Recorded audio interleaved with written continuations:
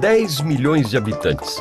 Você sabia que era esse o número de habitantes no Brasil em 1872? E que nessa época a cidade mais populosa do Brasil era o Rio de Janeiro? Pois bem, além das sociedades indígenas, essa população era composta basicamente por 3 níveis sociais: os escravos, os homens livres e a aristocracia. 2 foram os imperadores que o Brasil teve durante o período monárquico: Dom Pedro I e Dom Pedro II, pai e filho. O pai inaugurou o primeiro reinado logo após a independência do Brasil em relação a Portugal, mas uma série de problemas o levou a renunciar em nome do seu filho. O menino tinha apenas 5 anos de idade, então o país foi governado por uma série de regências até Dom Pedro II assumir o trono em 1840. A economia da época era basicamente agrícola e voltada para exportação. No início do século XIX, o produto da vez era o açúcar, mas a partir de 1840, o café veio com tudo e dominou a produção. Quem fazia todo tipo de trabalho eram os escravos, claro. Nesse período, surgiram as primeiras ferrovias brasileiras, responsáveis pelo transporte da produção até o Porto de Santos. Em 1888, já no apagar das luzes da monarquia, depois de muita pressão política e vários movimentos de intelectuais, muitos dos escravos já estavam livres. A abolição decretada pela princesa Isabel apenas encerrou esse processo.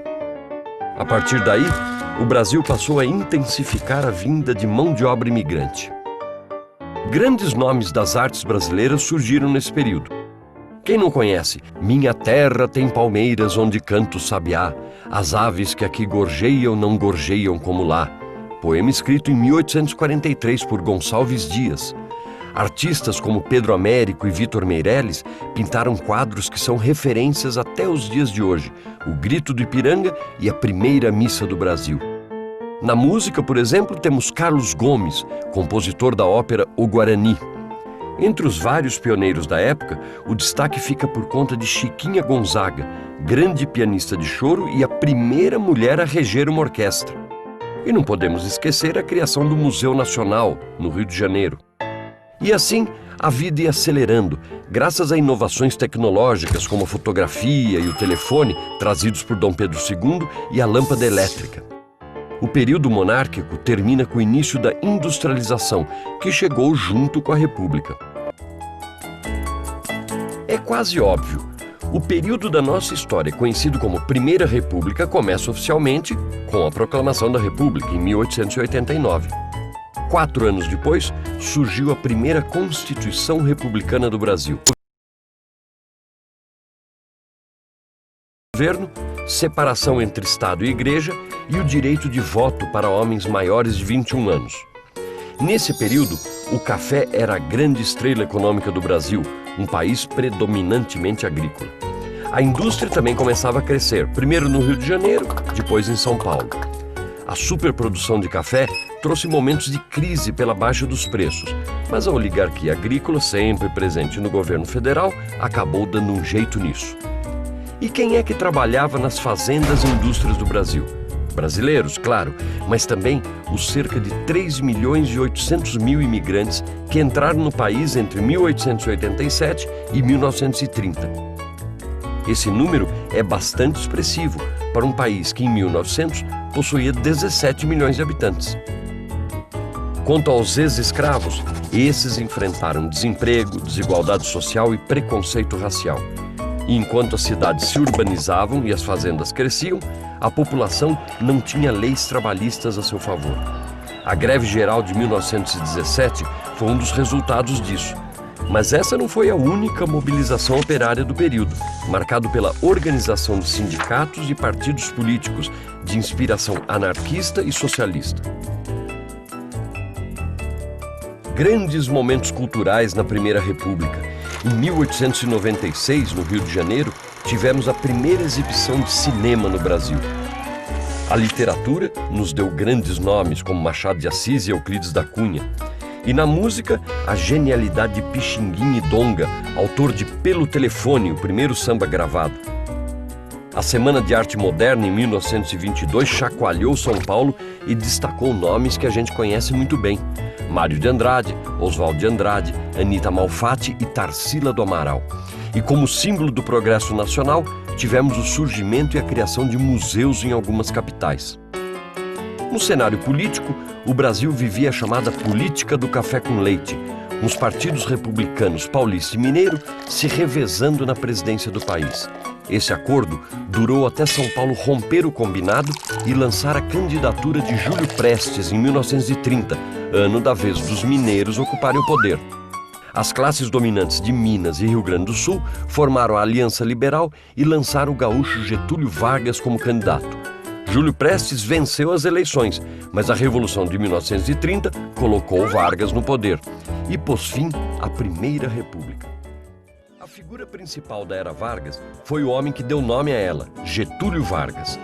Ele foi presidente da República por 15 anos ininterruptos, período iniciado com a Revolução de 1930. Até 1934, ele foi chefe do governo provisório. Depois, foi eleito indiretamente para permanecer na presidência até 1938. Mas antes que as novas eleições acontecessem, no final de 1937, o governo inventou e divulgou a descoberta de um plano batizado de Plano Cohen. Uma ameaça que iria incendiar as igrejas, invadir casas e implantar o comunismo no Brasil. Foi o suficiente para que o Congresso Nacional declarasse estado de guerra. Em 10 de novembro de 1937, Vargas e os militares aplicaram o golpe político que iniciou a ditadura conhecida por Estado Novo. Durante os 15 anos da era Vargas, houve um grande investimento na industrialização do país, promovido pelo próprio Estado brasileiro. A produção interna começou a substituir as importações e a indústria de base alcançou grande crescimento. Em 1939, foi descoberta na Bahia a primeira jazida de petróleo do Brasil. Foram anos de nacionalismo, com o Estado controlando a produção nacional de petróleo e com a criação de organismos que permitiram ampliar a variedade de produtos agrícolas para exportação. Em contrapartida a todo esse desenvolvimento, a população, tanto brasileira quanto mundial, passava por uma condição de empobrecimento e desemprego. No nosso país, as reações a essa situação iniciadas na Primeira República continuaram através de várias manifestações populares. Getúlio Vargas praticava uma política populista que o levou a ser chamado de pai dos pobres. Mas a despeito disso, seu governo repreendeu, perseguiu, prendeu, torturou e exilou intelectuais e políticos contrários aos seus preceitos. Então, em 1942, o Brasil entrou na Segunda Guerra Mundial e o poder de Getúlio começou a enfraquecer. A era Vargas foi também a era do rádio. Fundada em 1936, a Rádio Nacional do Rio de Janeiro foi um marco na história do país, lançando as radionovelas e inovando o jornalismo com o Repórteresso. Ser um artista da Rádio Nacional era como ser astro de Hollywood hoje em dia. Aracide Almeida, Ataúfo Alves, Lamartine Babo, Orlando Silva, Francisco Alves, as marchinhas de carnaval de João de Barro, tudo isso aconteceu na era Vargas, que também teve cinema, com a produção de mais de 30 filmes em apenas um ano. Teve Raquel de Queiroz, Carlos Drummond de Andrade na literatura, teve Di Cavalcanti e o Núcleo Bernardelli nas artes plásticas, teve Carmen Miranda, que divulgou nossa música nos Estados Unidos e se tornou a nossa inesquecível Pequena Notável. E dentro da chamada política pedagógica do Estado Novo, teve a criação dos Museus Nacionais. Em 29 de outubro de 1945, pressionado pelos militares, Getúlio Vargas renunciou. O período de tempo que chamamos de Brasil contemporâneo já tem mais de 60 anos. É muita história. Então, é melhor ir por partes. Antes disso, é importante dizer que houve um movimento que perpassou todo esse período, a intensa migração populacional entre as regiões brasileiras. E agora, que tal dividir o período em 3 blocos? Vamos ver primeiro o que aconteceu entre 1945 e 1964. Durante esses quase 20 anos, tivemos o otimismo dos anos JK, com a construção de Brasília, o desenvolvimento da indústria nacional, a instalação de grandes empresas multinacionais. Houve também a migração do campo para as cidades. Por outro lado, no cenário internacional, a Guerra Fria opunha Estados Unidos e União Soviética, conflito que influenciou ideologicamente as práticas políticas dos anos seguintes. No Brasil, essa situação, entrelaçada a outros fatores, culminou com o golpe militar em 1º de abril de 1964. Nesses 20 anos, a vida cultural brasileira se agitava com Oscarito, Grande Otelo, Dercy Gonçalves, Mazzaropi, Cinema Novo, diversas companhias de teatro em todo o país, TV Tupi, Bossa Nova, Jorge Amado, Carolina de Jesus, Guimarães Rosa, Carlos Drummond de Andrade, Sérgio Buarque de Holanda. Na educação, tivemos a experiência da Escola Nova, com Anísio Teixeira, e o Plano Nacional de Alfabetização de Paulo Freire. E é claro que o povo brasileiro vibrava muito com os gols de Pelé e Garrincha e as nossas primeiras Copas do Mundo, em 1958 e 62. O regime militar deu continuidade e ampliou o modelo econômico de JK. Foi a época dos projetos ufanistas, como a Transamazônica e a usina de Itaipu, e os grandes planos de integração nas áreas da saúde, educação, infraestrutura e telecomunicações. Crescemos economicamente, mas à custa de indicadores sociais muito baixos, uma dívida externa de 91 bilhões de dólares e uma inflação de 223% em 1984. A vida urbana cresceu rapidamente e o meio rural viu surgirem os boias-frias. A ditadura militar durou 21 anos, que tiveram como resultado milhares de cidadãos presos e cerca de 500 mortos e desaparecidos, em decorrência das ações de órgãos de repressão. Como resposta a essa situação, os mais diversos setores da sociedade civil se reorganizaram para reivindicar a volta da democracia. O movimento de mulheres, a defesa dos direitos indígenas, o movimento negro, o movimento estudantil são exemplos de alguns dos setores sociais articulados à campanha das diretas já. Mas, ao mesmo tempo, se assistia ao surgimento de novos partidos políticos e à reorganização dos sindicatos. Entre os artistas, muita resistência à censura dos anos de chumbo e outras manifestações artísticas.